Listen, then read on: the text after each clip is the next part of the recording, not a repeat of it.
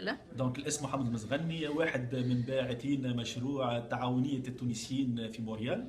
مشروع التعاونية هذايا مشروع دونك حلم نتاع التوانسة في المهجر، اللي احنا نلمدوا الطاقات التوانسة اللي موجودين في موريال وكيباك وكندا وعلاش لا امريكا الشماليه. الطاقات هذوما فيهم الطبيب، فيهم المحامي، فيهم المهندس، فيهم العامل البسيط. نحبوا معناتها نجمعوهم في تعاونيه باش يجموا يتعاملوا مع بعضهم، يشريوا ويبيعوا مع بعضهم، يتعاونوا دي فاسون معناتها بطريقه تجاريه باش يبعثوا مشاريع، باش يعملوا كما نقولوا احنا دراسه لبعض المشاريع اللي هي تهم الجاليه وهي تعود بنفع على الجاليه التونسيه اللي موجوده هنا في موريال ان شاء الله.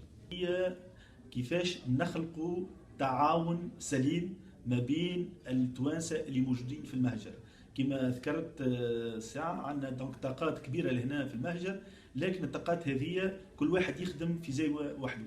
نحبوا نقربوا الجاليه لبعضها، نحبوا المواطن البسيط التونسي يعود يمشي يخدم مع مهندس واللي يمشي يخدم مع محامي اجنبي يخدم خوه تونسي بطريقه اولى.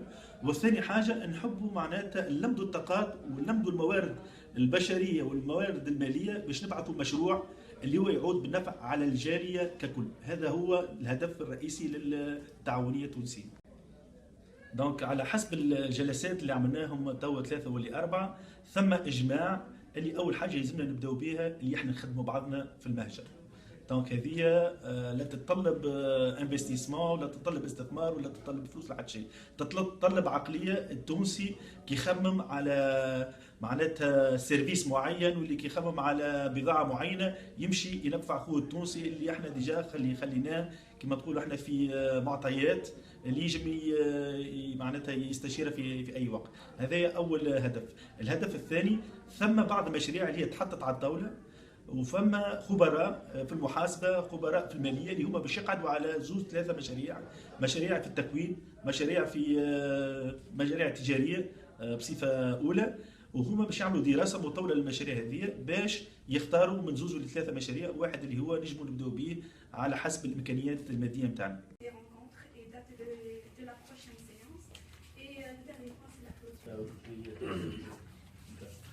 فمشي des remarques à l'ordre du jour. Est-ce que des points que vous pouvez peut-être ajouter, des points que vous voulez retrancher pour l'ordre du jour d'aujourd'hui? C'est bon? C'est bon. Quelqu'un d'autre qui adopte l'ordre du jour? Mounir Mohamed. Liste à noter. En passant, c'est bien tu as pris l'initiative d'imprimer toute la carte. Donc, selon la loi des coopératives, chaque membre doit signer un contrat. Ça s'appelle contrat de membre fondateur. Et dans ce contrat, on doit mentionner donc les parts